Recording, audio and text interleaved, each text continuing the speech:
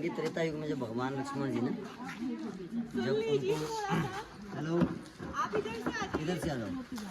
इसकी कहानी ये है कि त्रेता युग में ये लगाते हैं, अनुभव लगाते हैं। जब भगवान राम जी का राजपाट जो उनकी जो आयु थी वो पूर्ण हो रही थी, तो यमराज जी उनसे मिलने आते हैं साधु के रूप में। वो कहते हैं कि भाई आप जो है एकांतवास में आपके मेरी चर्चा होगी और आप भूवचन करोगे। अगर कोई हमारी चर्चा को देखेगा सुनते हुए, हमारी हमें देखेगा, उसके बाद दरवाज़ा बंद करने के बाद, तो हम उसको आप मृत्युदंड देंगे। तो उसने वचन दिया था भगवान राम ने। तो हुआ क्या था कि उसकी वहाँ पे जो दरवाजे पे जो ड्यूटी लगी थी वो लक्ष्मण जी की। उसी समय जो दुर्वासा ऋषि आते हैं, और वो कहते दुर्वासा ऋषि कैसे होते हैं, श्राप देने वाले। तो वो कहते हैं मुझे राम से मिलना है। वो कहते हैं, अब उनके दिमाग में आता है कि अगर मैं इनको नहीं जाने दूंगा तो पूरी अयोध्या को श्राप दे देंगे, सब मरेंगे। और अगर मैं अंदर जाऊंगा तो मुझे मृत्युदंड मिलेगा, पर और तो बच जाएंगे। तो दरवाज़ा जैसे खोलते हैं तो अंदर जो है राम जी और यमराज जी के संवाद चले थे।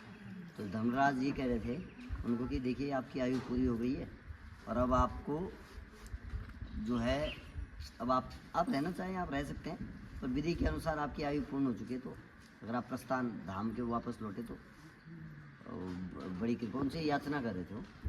तो वो देख लिया उन्होंने यमराज जी को, क्योंकि अंदर वो साधु गए थे, लेकिन बाहर आते हुए वो अंदर जैसे वो अपने रूप में आए तो बातचीत हो अपने रूप में।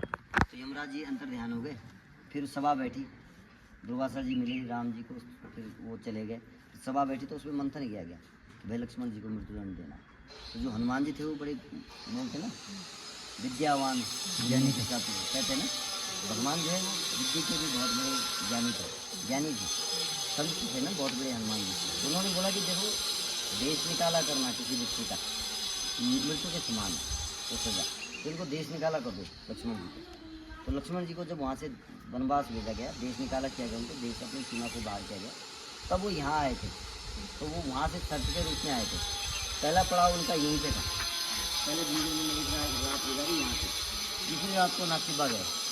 नागटिब्बा में नाग टिब्बा उन्हीं के नाम से, तो वहाँ वो विराजित है, विराजमान है।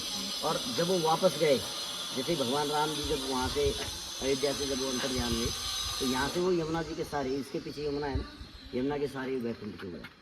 कौन? लक्ष्मण जी। तो इस तरीके से